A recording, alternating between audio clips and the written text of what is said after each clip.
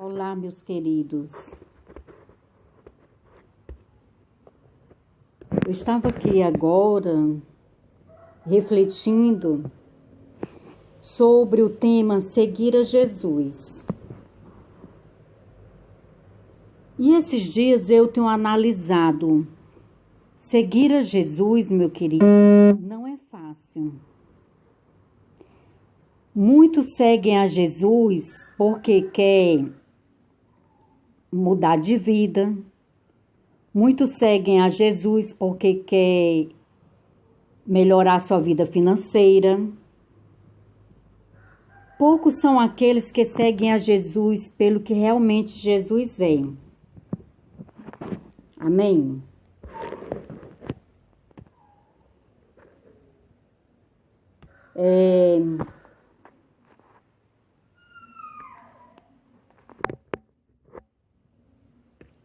Deixa eu olhar aqui.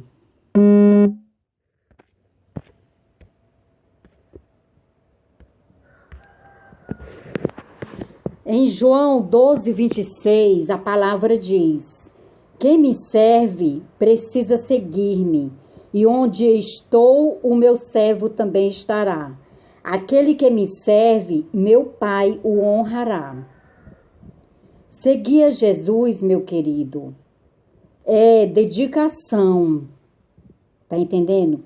É deixar para trás a velha vida, é deixar para trás a velha forma de falar, de andar, de caminhar.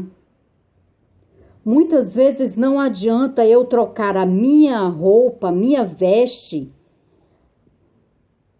vestir vestes longas e seguir a Jesus de uma forma falsa, onde as pessoas olham para mim,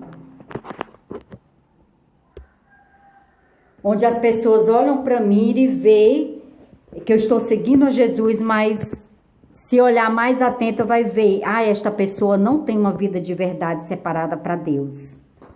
Então, meu querido, seguir a Jesus é algo sério, muito mais profundo do que a gente pode imaginar. Então, seguir a Jesus é algo muito sério. E onde muitas pessoas insistem em levar essa forma de seguir a Jesus de qualquer jeito. Em João 8:12, Jesus disse, falando novamente ao povo, Jesus disse: eu sou a luz do mundo.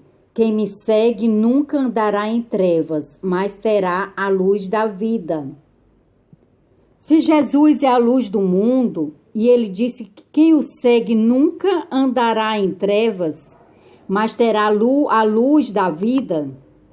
Amém. Então, por que muitas pessoas que seguem a Jesus e as suas vidas parecem que estão na escuridão? Muitas é porque seguem a Jesus de uma forma superficial. A sua vida continua no pecado. Ela vai para a igreja. Ela não falta talvez a um culto, ela é dizimista. Mas ela não procura ter uma vida de oração, uma vida de leitura da palavra de Deus. Quando o pastor está pregando, ela está conversando. Ela se levanta para ir ao banheiro não sei quantas vezes na hora do culto. Ela se levanta para beber água, parece que tem um alfinete na cadeira. Meu querido, sabe quantas pessoas a gente vê fazer isso? Meu querido, eu sempre tive muita atenção. Na hora da palavra de Deus, eu presto muito atenção. Eu já ouvi pastores falar cada besteira estando no altar na hora da pregação. E por que eu percebi e outras pessoas não perceberam? Porque eu fico atenta, prestando atenção. Eu gosto sempre de me sentar atrás, mas eu estou sempre atenta à palavra de Deus. Não fico atenta para ficar olhando onde o pastor erra, onde ele não erra, não. mas eu fico atenta para aprender, para ouvir a palavra do Senhor. E o Deus acaba nos mostrando algumas falhas, tá entendendo? Que algumas vezes na pregação a pessoa talvez sem perceber fala. Às vezes na hora da oração a gente sem perceber pode acontecer uma pequena falha. E nós temos que estar atentos, não podemos dizer amém a tudo que você está ouvindo o pastor falar. Principalmente se você não estiver prestando atenção. Tá entendendo a situação? Amém? E ao mesmo tempo que a gente procura ter uma vida com Deus, uma vida de oração, uma vida que lê a palavra do Senhor, procura andar na presença do Senhor com perfeição, mesmo assim, muitas vezes a nossa vida parece que está em trevas. Sabe por quê, meu querido? É só parece. Porque mesmo a gente servindo a Deus com amor, com dedicação, seguindo a Jesus Cristo, Deus não nos oferece uma vida 100% perfeita. As pessoas que mais se aproximam do Senhor, que mais procuraram agradar a Deus, a Jesus aqui na terra, essas pessoas são as que mais sofreram. Tá entendendo? São as pessoas que mais penaram. Tem até uma carta aí para a igreja, se eu não me engano, é a segunda igreja. Eu só vou concluir aqui um instante, um momento, que eu quero ter a certeza para falar para vocês. Meu querido, a segunda carta à igreja de Esmirna. Esmirna era uma igreja que ela procurava agradar o Senhor. Ela era perfeita aos olhos do Senhor, mas ela era uma igreja atribulada, sofredora. A única coisa que o Senhor prometeu para a igreja de Esmirna, que ele disse que ela era rica, mas ela era rica de forma espiritual, de forma financeira, material, ela padecia dificuldades. E isso existe no meio evangélico, no meio cristão protestante. A gente observa que existem pessoas que buscam ter compromisso com o Senhor, que amam a Deus, que procuram andar na presença do Senhor, mas mesmo assim essas pessoas não sobressaem de forma financeira, material aqui na terra. Elas sempre vivem com problemas, com dificuldades, com lutas, com batalhas, com tribulações. E mesmo assim elas não negam a Cristo.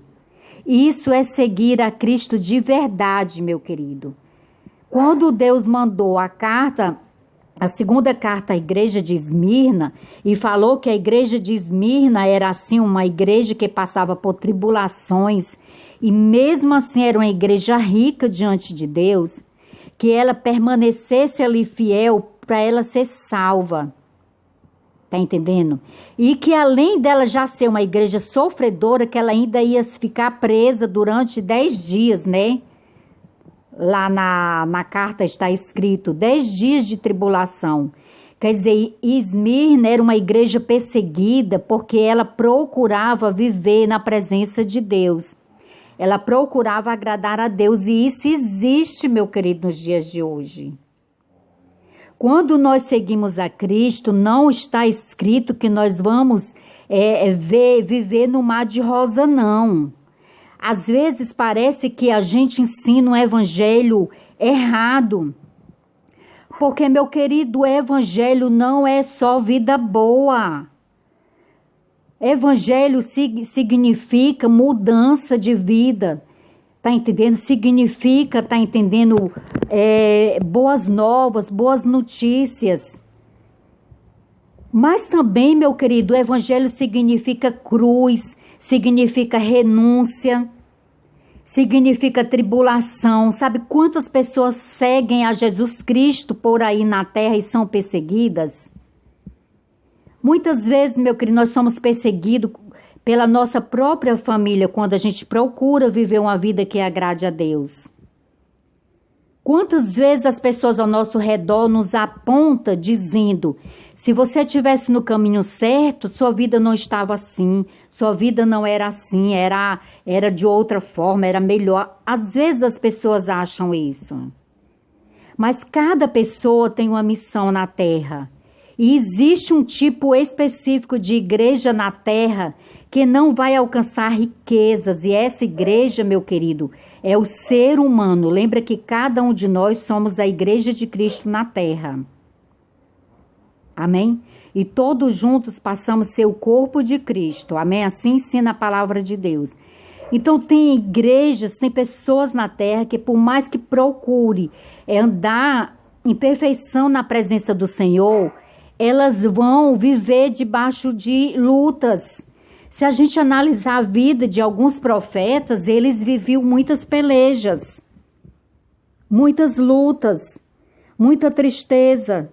Outro dia eu estava dizendo para Deus sobre, observando e dizendo: minha vida é assim, assim, Senhor. E o Senhor me fez ouvir uma palavra que falava de Jeremias. E Jeremias falou a mesma coisa para Deus.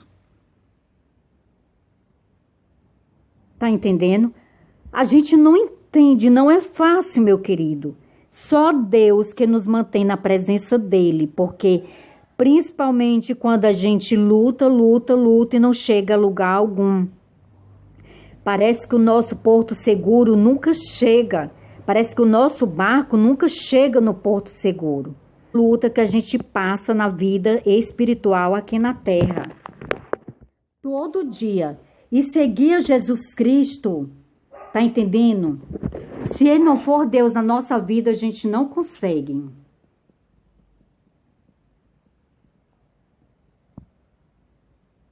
Em Mateus capítulo 4, versículo 19 e 20, Jesus disse: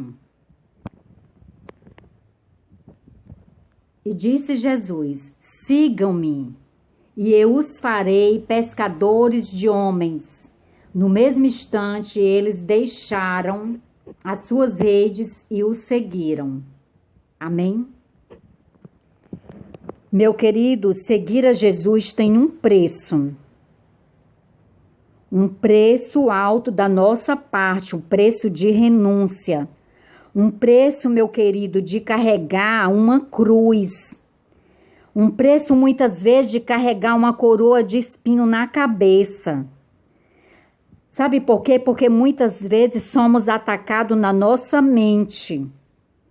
Muitas vezes o diabo, a gente está lutando, fazendo tudo que é certo para agradar o Senhor, e Satanás fica dizendo na nossa mente: você é uma besta, você está perdendo tempo, deixou de viver a sua vida, deixou de fazer isso, deixou de fazer aquilo, para estar aí nesse caminho onde até hoje não chegou a lugar algum. Quando a gente pensa assim, meu querido, isso são os dardos do maligno. Ele dizendo a realidade para a gente. Mas nós temos que olhar com o olhar da fé. Se a gente for olhar com os olhos naturais, a gente vai ver isso mesmo.